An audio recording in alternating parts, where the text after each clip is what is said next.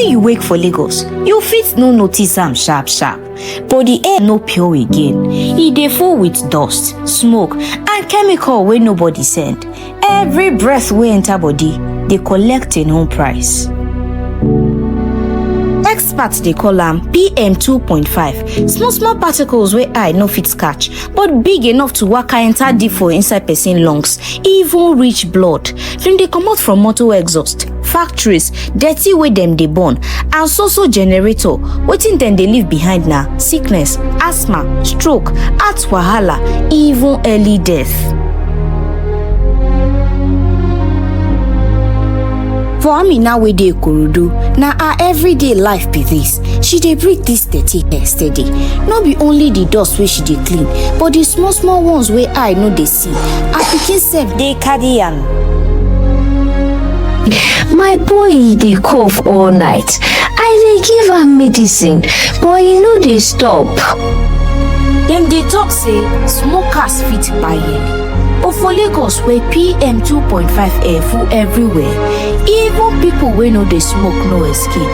Every pikin, every mama, every person wey dey waka for road, all of them don turn smoker wey no beg for am.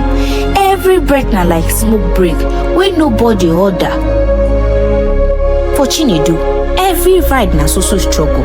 E sabi sef say the phones bad, but na the same boss wey dey spoil the hair, dey pay im pikin school fees, na im dey put food for a family table.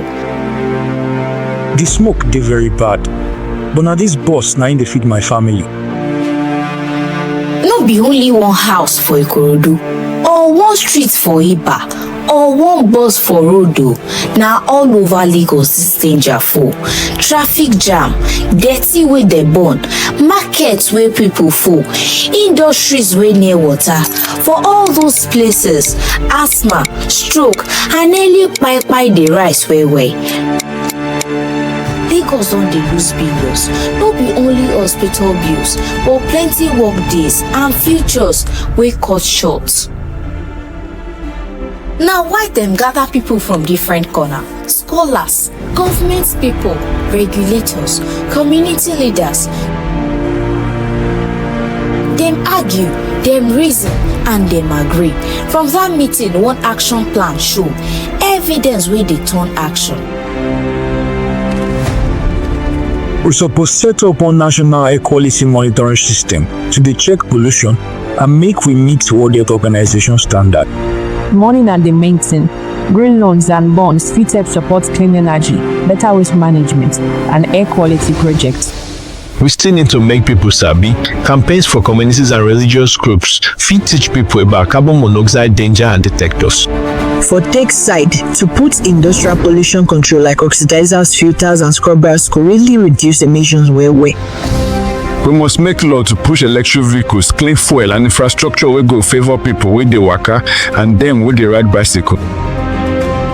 Also, we must block all illegal or unsafe lead smelting and battery recycling work for Lagos. Na so policy go turn to real change. The action plan dey clear, the tools ready.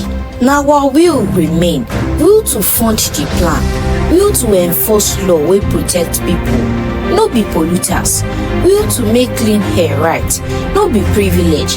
Na our Lagos be this. Every pikin, every family deserve to breathe without fear. Breath na life. Together we go keep am clean.